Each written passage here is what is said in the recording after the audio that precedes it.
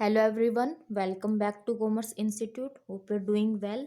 सो learners, आज का हमारा टॉपिक है एडीआर यानी कि अमेरिकन डिपॉजिटरी रिसीट।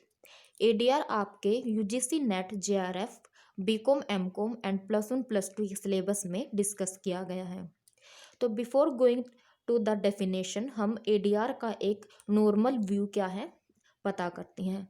कहते हैं एडीआर यानी कि American depository receipt. American means America, depository means deposit and receipt मतलब एक डॉक्यूमेंट या पेपर।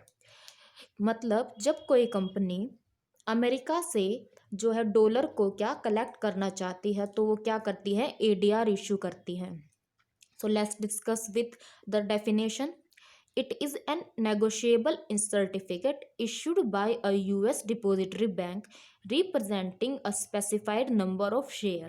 मतलब ये एक नेगोशिएबल सर्टिफिकेट की तरह है। मतलब एडीआर कोई फिजिकल सिक्योरिटी नहीं है, ये एक सर्टिफिकेट है जो कि ऑनलाइन या फिर आपको डिजिटली क्या किया जाता है, इश्यू किया जाता है by a depository bank of foreign, यानी कि अमेरिका का जो डिपॉजिटरी बैंक है, फॉरेन बैंक है, वो क्या करेगा, एडीआर को इशू करेगा a specified number of share, जिसमें नंबर ऑफ शेयर क्या होंगे, स्पेसिफाइड होंगे। फॉर एग्जांपल कि इंडिया की किसी कंपनी को 1 लाख US डॉलर की ज़रूरत है तो वो क्या करेगा, वो अमेरिका की कंपनी किसे या फिर अमेरिका के जो इंस्टीट्यूशनल बैंक हैं उनके पास जाएगा और उनसे कहेगा कि मुझे जो है 10 लाख US डॉलर की ज़रूरत है। तो अमेरिका की कंपनी उनसे इतनी सिक्योरिटी के क्या करेंगे, शेयर ले लेंगे और जो है एडीआर को अमेरिका में इशू कर देंगे, ताकि वहाँ के जो इन्वेस्टर हैं या इंस्टीट्यूशनल या एज वेल एज पर्सनल यानी कि सिंगल इन्वेस्टर, वो उन जो एडीआर हैं उनमें इन्वेस्ट करे और इस तरह इंडिया की कंपनी को क्या होगा, वो फॉरेन करेंसी मिल जाएगी। Next point is ADR traded on US stock market when a company wants to gather और कलेक्ट डॉलर करेंसी। कहते कि एडीआर जो है वो यूएस के स्टॉक मार्केट में क्या किए जाते हैं, इशू किए जाते हैं जब इंडिया की किसी कंपनी को यूएस डॉलर या यूएस करेंसी की क्या होती है, ज़रूरत होती है।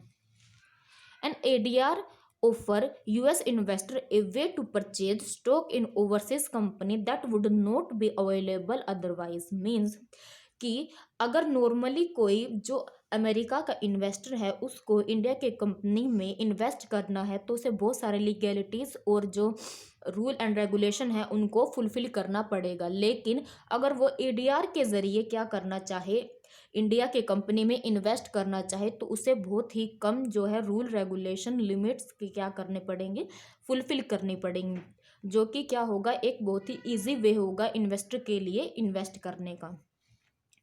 ADR and their dividends are priced in US dollar.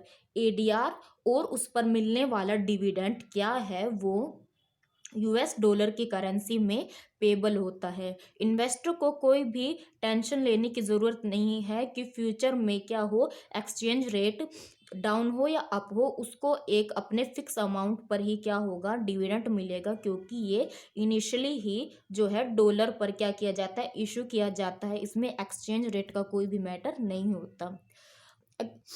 जो एडीआर है वो किसी भी इंडियन कंपनी के द्वारा या किसी भी और कंपनी के द्वारा, जो किसी भी और फॉरेन कंपनी के द्वारा जो अमेरिका से पैसे इकट्ठा करना चाहती है, वो क्या करेगी, एडीआर इशू करती है for the goal of having US dollar currency for their company.